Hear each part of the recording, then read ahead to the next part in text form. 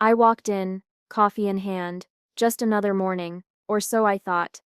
The office smelled the same, slightly burnt bagels, faint printer toner, but something felt off.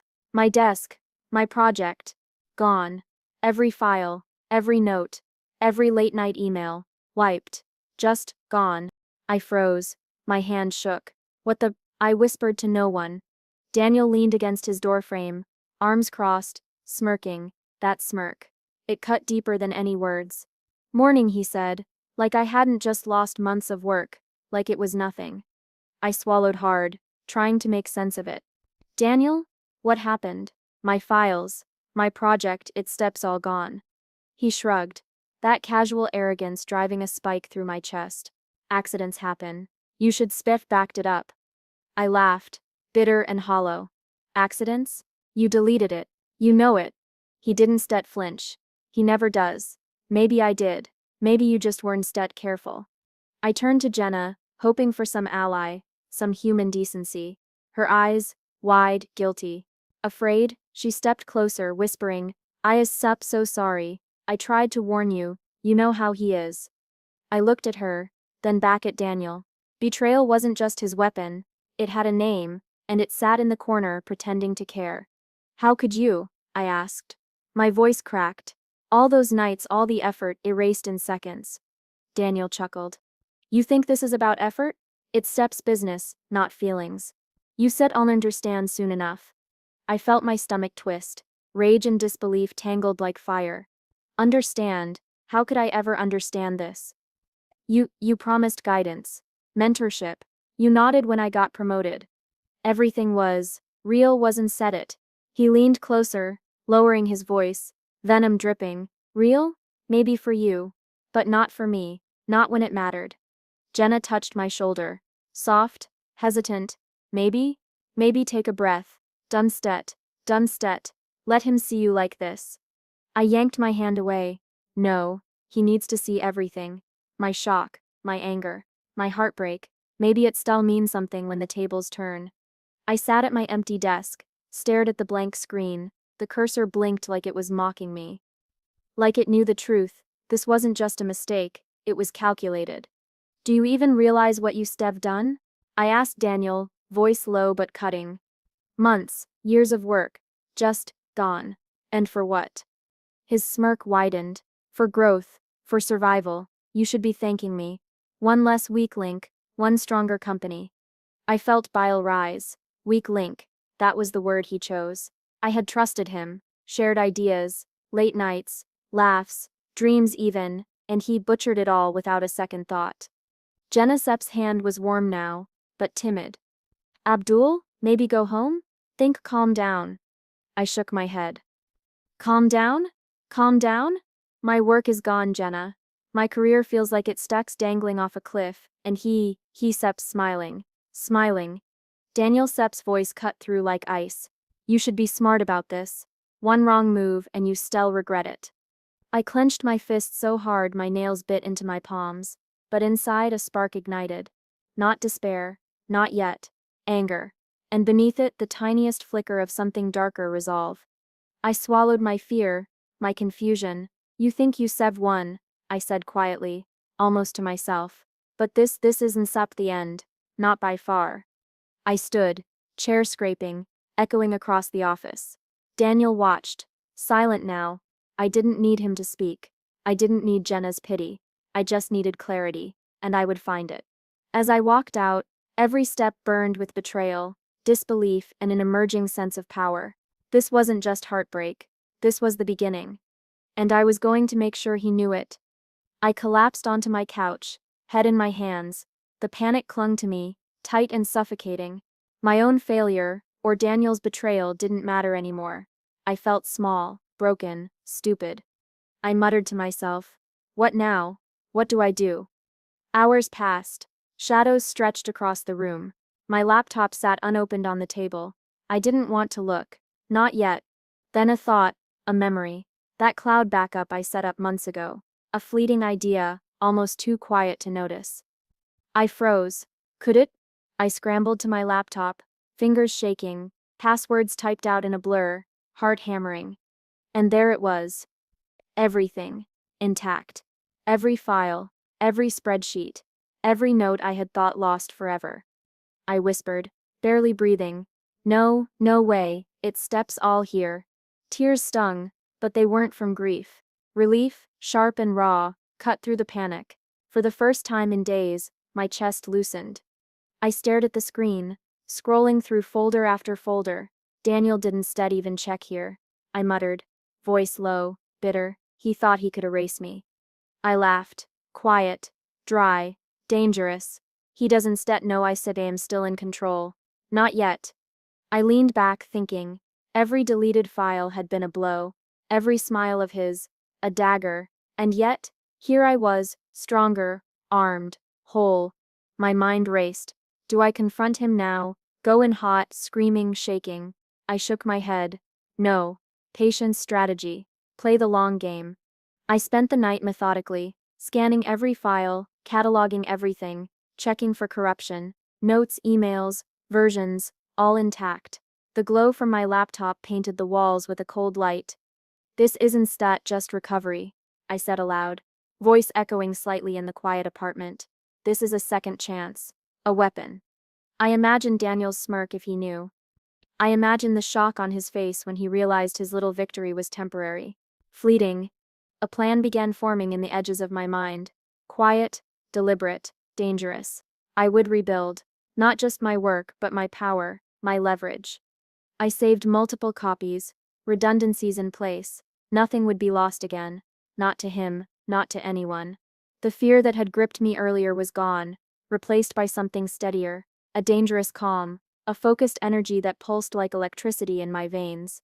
I stretched, cracking my neck, feeling the tension finally release. My apartment was silent except for the hum of the laptop, but inside, my thoughts roared. I whispered to the darkness. You thought you could bury me, but you only made me stronger. And for the first time in days, I allowed myself a small, grim smile. This wasn't over, not by a long shot. I shut the laptop and leaned back, letting the quiet fill me.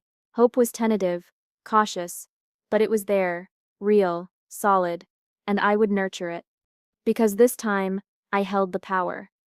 This time, I controlled the story. I couldn't sleep.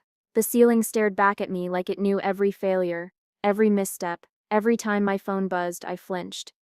Work emails, notifications, little reminders of what I'd lost. Abdul, Alex Sepp's voice pulled me from the haze. He leaned against the doorway, arms crossed, concern written in every line of his face. I laughed, bitter, hollow. Not myself, that Sepp's generous. He shook his head. I mean it. You Sept are different. Distant, angry, scared even. Scared? I spat the word out like it tasted wrong. I step not scared, Alex. I step midst furious. Furious that he thought he could.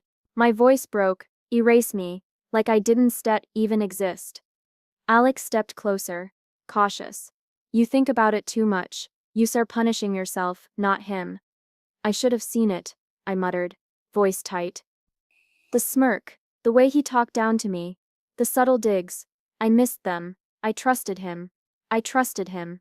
He frowned. No, you did your job. You were dedicated. That's Sepp's why he. Why he what? I snapped, turning toward him. Why he destroyed months of my work. Why he smiled while doing it. He made me look powerless, weak. Alex held up his hands. Okay, I get it, but you need to breathe. Step back, you step are letting him control you, even now. I sank into the couch, elbows on my knees, face in my hands. Control me? He doesn't control me. He thinks he does, but will show him. He sat down beside me, silent for a moment. You will, but not like this. Not fueled by panic. You need clarity, plan, focus. I looked up at him, eyes raw. Focus? Alex? I feel like I sit burning from the inside. Rage, shame, doubt. Every choice I made feels like a mistake. He nodded slowly. That's Sip's normal. You Sip are grieving, not just for the files, for trust, for your sense of security, for everything he took from you. I swallowed hard. I keep replaying his smirk, that casual cruelty, every laugh, every word he twisted. I trusted him. How could I be so blind? Alex leaned back. Because he steps good at what he does. He manipulates. He hides it. Doesn't that mean you failed? It means you stepped you're human. I closed my eyes, letting his words sink in, but the anger didn't leave. It simmered. Deep, insistent, not destructive. Not yet. Controlled, ready. I can just let it go, I admitted. It steps not about the files anymore. It steps my dignity, my career, my life. He can just erase me, not without consequences. Alex smiled faintly, almost grim. Then don't set the planet. P smart. Use the advantage you got. You are not powerless, you just have to remember that. I exhaled slowly, trying to steady my racing thoughts. I recovered my backups. Everything is intact, but it's not enough. I want him to understand that he can play God with me. Then make him feel it, Alex said, tone low, serious. Quietly, strategically. Let him think he safe while you build your edge. That's how you win. I nodded. The storm inside me shifted. Anger became focus, shame became fuel. I realized revenge wasn't just about files. It was about reclaiming what was mine. My work, my sense of self, my power. You know, I said, a dry smile forming. For months, I let him define me. My effort, my ambition, he treated it like it was disposable, but not anymore. He can erase me. Not ever. Alex put a hand on my shoulder. Good. That fire, Dawn. Let it burn out. Channel it. Let it guide you, not consume you. I sat back, eyes fixed on the dark window. Outside, the city hummed quietly, oblivious to my inner turmoil. But inside me, plans were forming. Calculated, deliberate, precise. The files were just the start. My comeback, my revenge, would be total. And Daniel? He would learn that nothing he destroyed could stay lost forever. Not my work, not my pride, not me. By the end of the week, the numbness had faded, replaced by something sharper, something deliberate.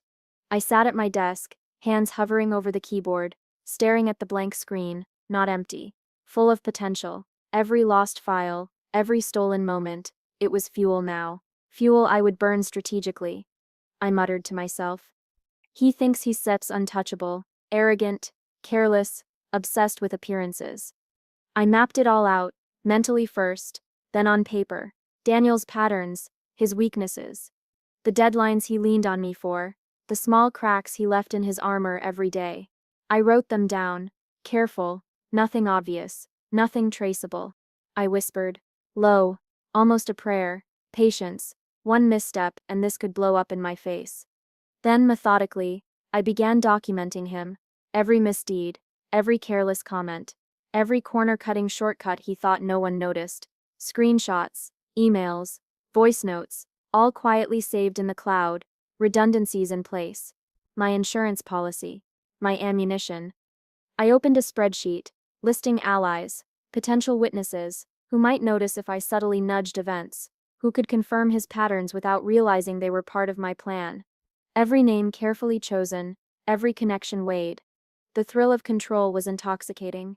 I leaned back in my chair, eyes narrowing. This isn't just revenge, I said aloud, voice almost a growl. It's poetic justice. Calculated, precise.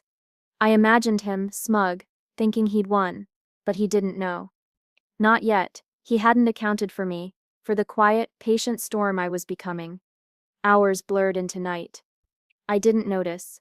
I barely moved, absorbed in lists, diagrams, cloud folders. My apartment glowed faintly from the laptop screen, shadows stretching over the walls, like silent witnesses to my plotting. I muttered again, scanning my notes. Every deleted file, every moment of panic, it feeds this. I let it go to waste. I make it count. I paused, thinking about timing. Too soon, and I look desperate. Too late and he adapts. Perfect balance. Precision, that sips the key. I revisited my evidence, checking backups twice. Triple, nothing left to chance. Each misstep I had endured, each humiliation had sharpened me, focused me. I opened a fresh document, labeled strategy. Bullet points. Clear. Step 1. Document. Step 2. Observe. Step 3. Leverage. Step 4. Reclaim. Step 5. expose. I whispered each point aloud, as if branding it into my mind. This is quiet power. Not rage, not panic, patience and control. I smiled faintly, cold and small.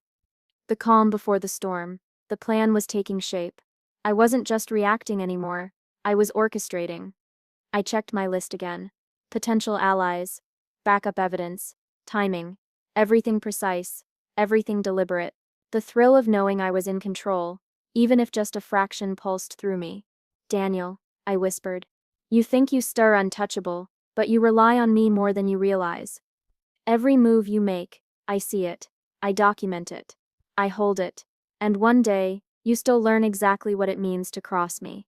I leaned back, hands behind my head, eyes on the ceiling, calm, calculated, dangerous. My revenge wouldn't be chaotic, it would be flawless, methodical. I would strike when the moment was perfect. For the first time in weeks, I felt it, not relief, not joy, but power, quiet, controlled, intoxicating. Every detail mattered. Every note, every file, every witness would play its part. And when the plan came together, Daniel wouldn't know what hit him. Not yet. Patience, precision, power. Daniel's cracks were showing.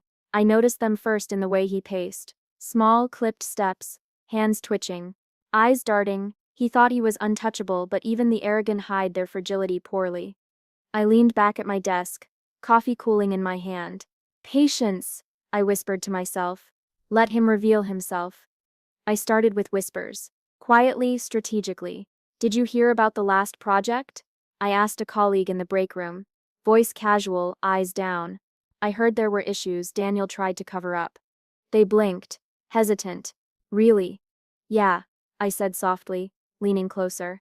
I saw the files, missing details. Delayed deadlines, no one sets talking, but, well, it sets getting around. I pulled back, letting the words linger. Invisible, untouchable. The rumors planted, small seeds. Later I watched him storm into a meeting, frustration cracking his polished facade. He snapped at Laura, one of the newer employees. Why wasn't this done? I trusted you to handle it. Laura flinched. I followed the instructions, Daniel. Excuses, excuses, he barked, slamming his hand on the table. Everyone shifted uncomfortably, eyes down. I felt a thrill, not joy, exactly, but satisfaction. Quiet, deliberate. He was unraveling, one misstep at a time, and I stayed hidden, observing, documenting. Every outburst, every contradiction, every exposed lie filed neatly in my mind and in the cloud. During lunch, I cornered Tom, another colleague. You noticed Daniel's issues? I asked casually. Tom hesitated, eyes darting around. I guess he's tense, always snapping lately.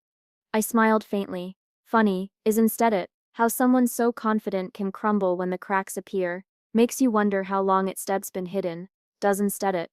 Tom laughed nervously, but the seed was planted. He nodded, eyes thoughtful. Yeah, makes sense. By midweek, Daniel was paranoid. He overcorrected, micromanaging every small task, yelling at minor mistakes. He didn't see me weaving the network, didn't realize the whispers, the subtle hints were building momentum. I whispered to myself, almost reverently, every lash, every outburst, it saps evidence. Every reaction, a stepping stone. One afternoon, I overheard him berating the team in the hallway. I don't care how you did it, just make it work. This isn't about excuses.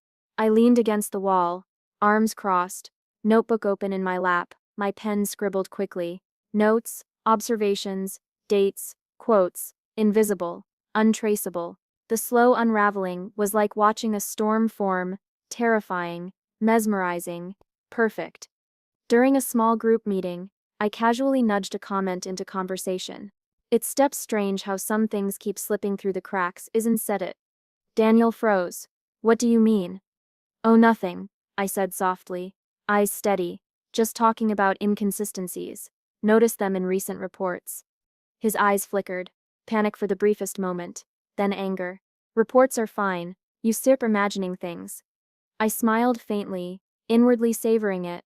Fine, nothing was fine. Every minor misstep he took, every finger he pointed at others, only made the web tighter. Afterward, I found a quiet corner, whispering into my own voice recorder. Today, subtle cracks. He exposed himself again. His arrogance, his lies, the network notices. Evidence stacks, step by step. Colleagues came to me with quiet observations. Daniel snapped at Jenna yesterday. Again. I nodded, attentive. Yes, I noticed. It seems the pressure is building. They didn't know I'd planted small nudges, rumors, reminders of his past mismanagement. I smiled, cold and satisfied, invisible but orchestrating every move. Every evening I reviewed my files, each hiss of anger, every mismanaged task, every slip of the tongue, documented, backed up, waiting. By the end of the week, Daniel was unraveling visibly. The team was tense, morale shaky, and I sat quietly sipping tea, feeling a dangerous thrill.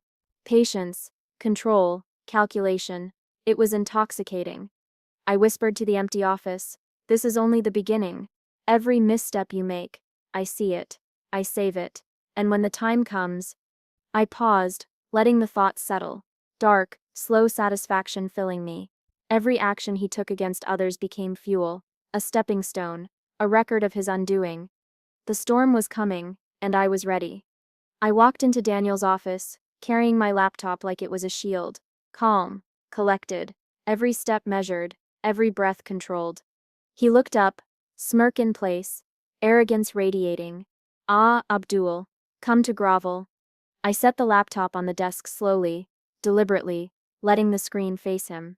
"I wanted to discuss the project," I said, voice steady, neutral, privately. His smirk didn't falter.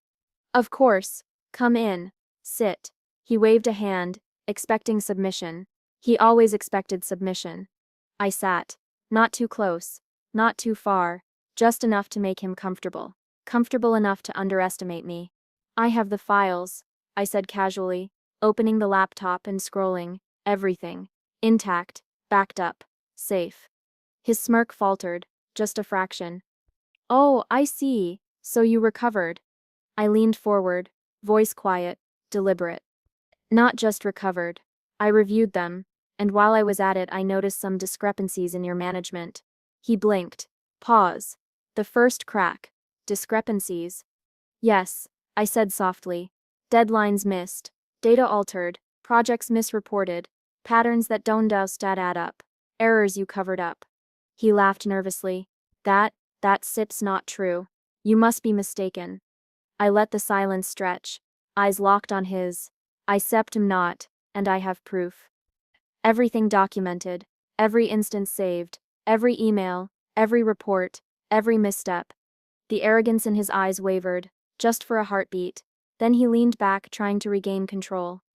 "Look, Abdul, we can handle this quietly. You and I sept am sure we can reach an understanding." I smiled faintly, quiet, cold. "An understanding," I echoed. "Do you know what it feels like to have control? To be at the mercy of someone who thinks they can erase you? You sir looking at it now. The tables have turned." His jaw tightened. He tried to mask panic with bravado. "Abdul, this is unnecessary. Let Seps be reasonable." I shook my head slowly. "Reasonable? You destroyed months of my work. You humiliated me. You thought I stopped, beg, break, disappear, but I stopped still here, stronger, prepared, in control." He leaned forward, voice low, trying manipulation. "Surely we can negotiate. You don't need to escalate this." I met his gaze, unwavering. "Escalate? No. I don't need to escalate. I just need you to understand. I am no longer at your mercy. Not in files, not in decisions, not in your office." He swallowed, subtle tremor in his hands. The arrogance, the smirk, the polished confidence, all fading, every manipulation he tried to wield, bouncing back harmlessly. I closed the laptop slowly, as if marking the end of an era. The power was never in your hands. It was in mine, quiet, deliberate, invisible until now, and it stays that way, until the timing is perfect. He opened his mouth, stammering, "You used bluffing." I leaned back, calm. "I don't bluff. I document. I observe. I act, and I act when the moment is mine." Daniel's eyes darted to the laptop, then back to me. His arrogance was gone, replaced by the smallest hint of fear. I let him stew in it, silent but aware of every beat, every pulse, every twitch. I see, he said finally, voice low. You Stev changed. I nodded. Quiet affirmation. I sept learned, I sept prepared, and I one sept let anyone, especially not you, dictate what I deserve. His shoulders slumped slightly. He tried to recover, but the control had shifted, subtle, invisible, yet absolute. I stood, picking up the laptop. Enjoy the illusion while it lasts, because I decide what comes next. Every step you take, every move you make, its steps being documented, every slip will be used, every arrogance noted. He sat, stunned, silent, helpless in a way he had never felt before. As I walked out, the thrill wasn't loud, it wasn't triumphant, it was quiet, internal, delicious in its subtlety. I whispered to myself, voice low, almost reverent, I am no longer at his mercy, not ever, and now the reckoning can begin.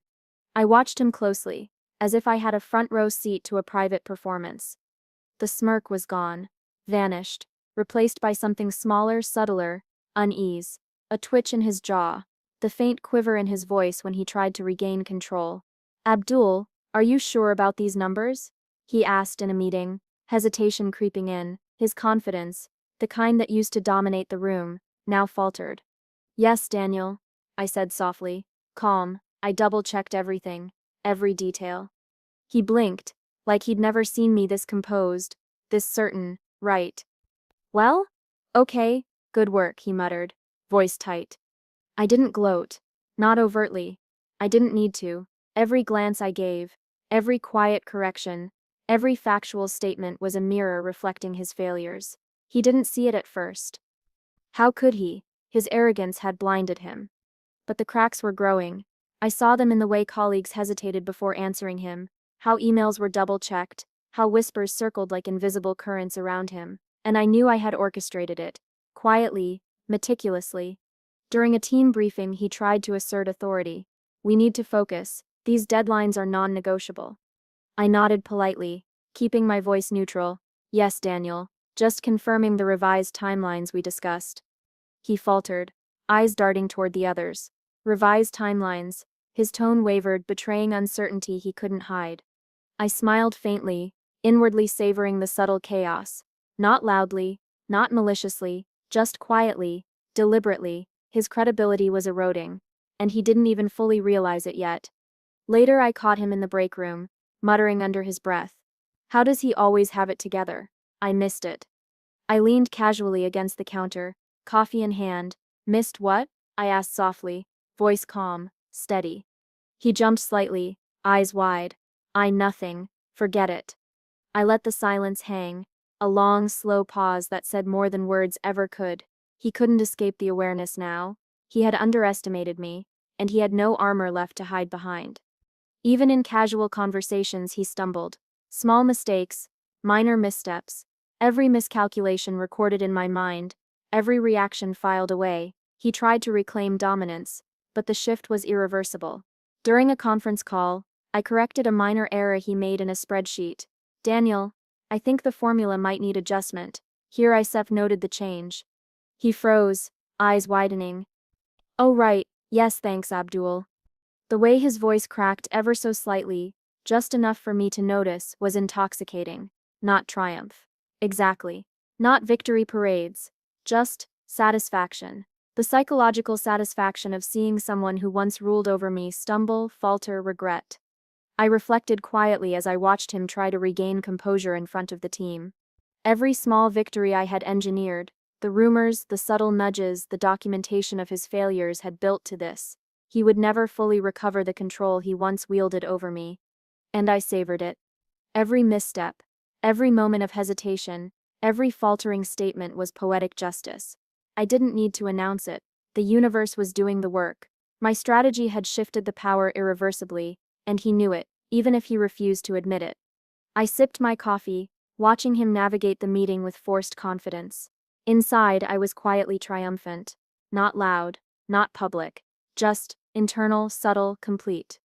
Daniel's regret wasn't explosive, it was quiet, creeping, unavoidable, and I held the edge.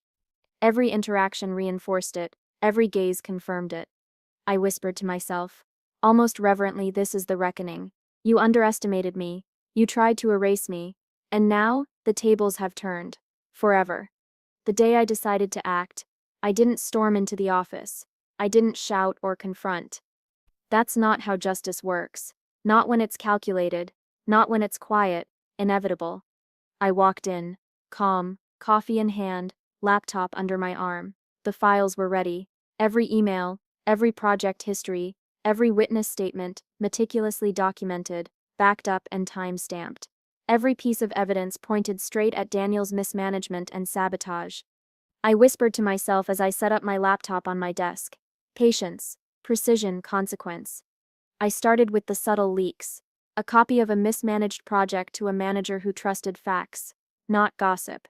A few emails to colleagues who had quietly complained, but had never been heard. Witness statements shared strategically, not all at once. I watched, invisible, as the dominoes began to tip. Daniel didn't notice at first. He walked past my desk, smirked and muttered, "Morning, Abdul. Everything under control, I hope." I looked up, calm, neutral. "Of course, Daniel. Just reviewing some of your discrepancies. Thought you might want to know." His smirk faltered. He frowned, eyes narrowing, but I didn't give him more than that. Let the seeds take root. Within hours, the office buzz shifted. Colleagues whispered, glanced around nervously, some casting furtive looks toward Daniel. I saw the first subtle cracks, hesitation in meetings, faltering confidence, murmurs behind closed doors. "Did you see the email chain?" Jenna asked me quietly, eyes wide. I didn't think anyone else knew.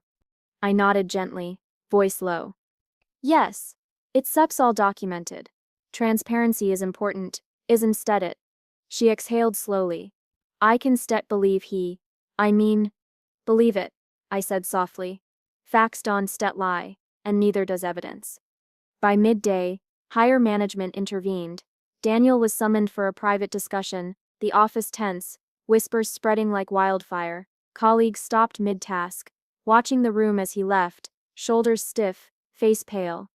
I stayed at my desk, observing, quiet, patient. I didn't need to gloat. I didn't need to celebrate yet.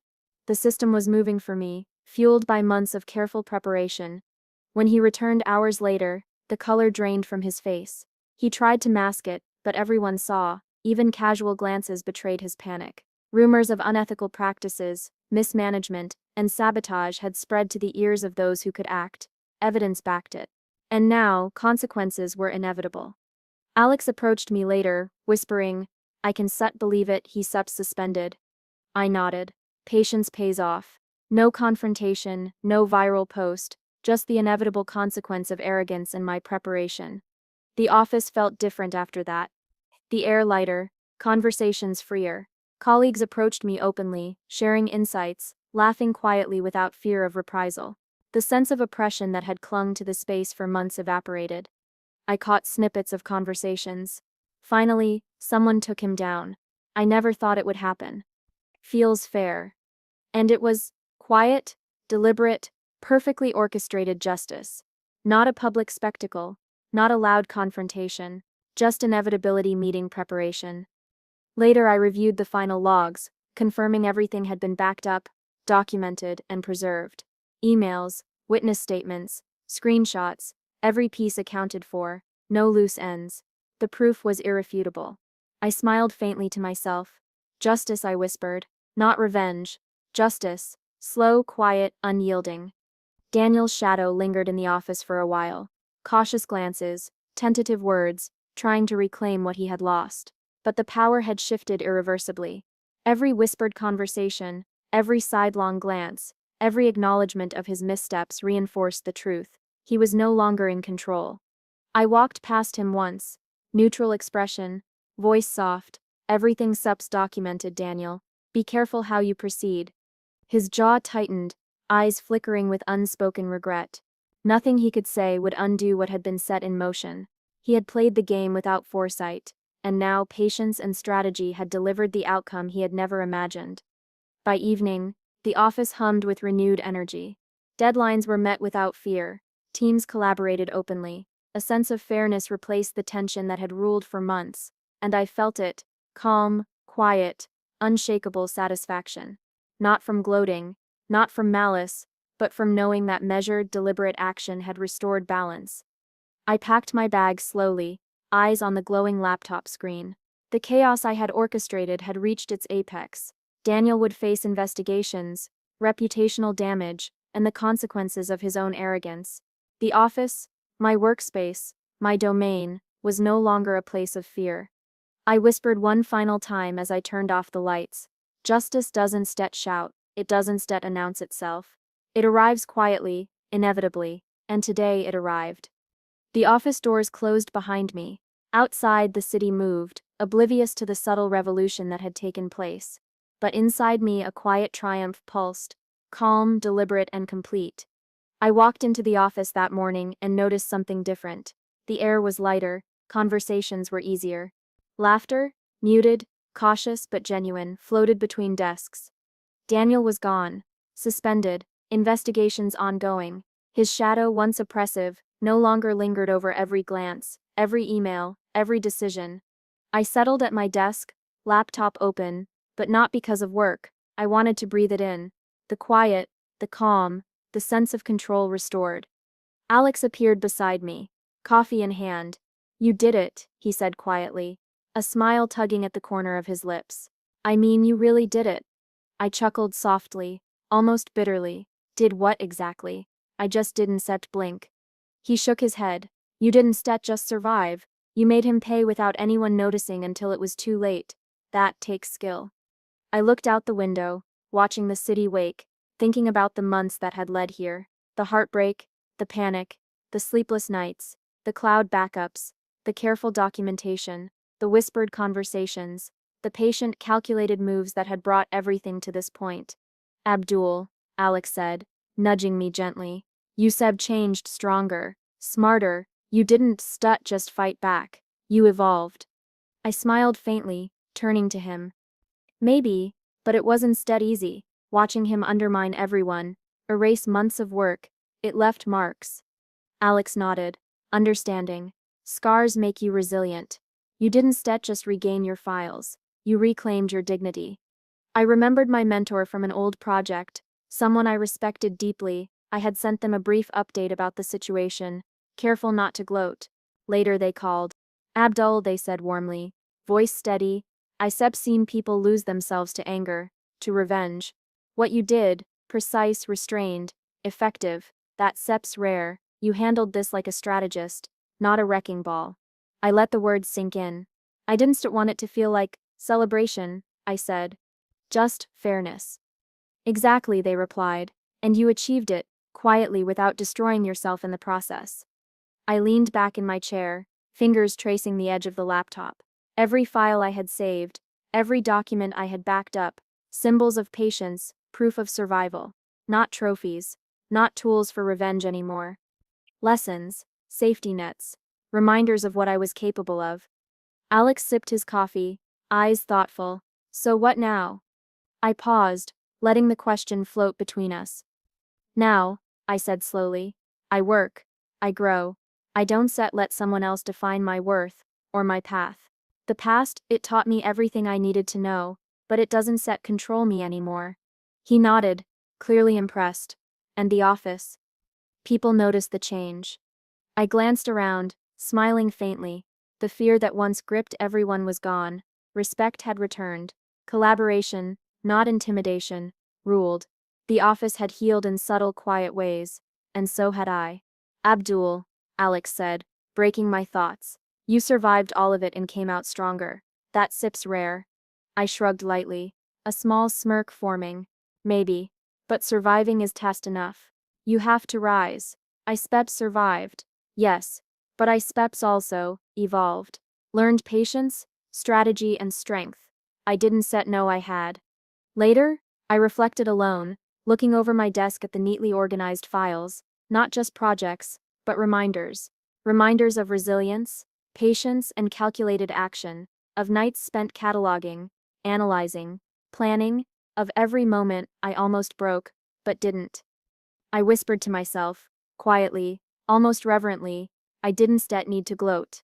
I didn't need applause. The victories that matter are silent, invisible to the world but indelible in the soul. The office hummed around me, productive and alive. I breathed it in, felt it, knew it. The space I had reclaimed, the power I had quietly secured, the lessons etched into my mind. It was more than victory, it was transformation. I thought back to the betrayal, the heartbreak, the anger. Every step had been necessary. Every moment of patience had led to this. And now standing, or rather sitting, here scarred but unbroken, I realized I was stronger than I had ever imagined. Alex leaned over one last time. You ready to lead the next project? I smiled, fully aware of my capabilities. Yes, I said, and this time, on my terms. The office lights glowed softly, casting a warm hue over my desk. Quiet triumph, silent justice, and above all, freedom, the calm after the storm, the ash from which I had risen, stronger, wiser, unshakable.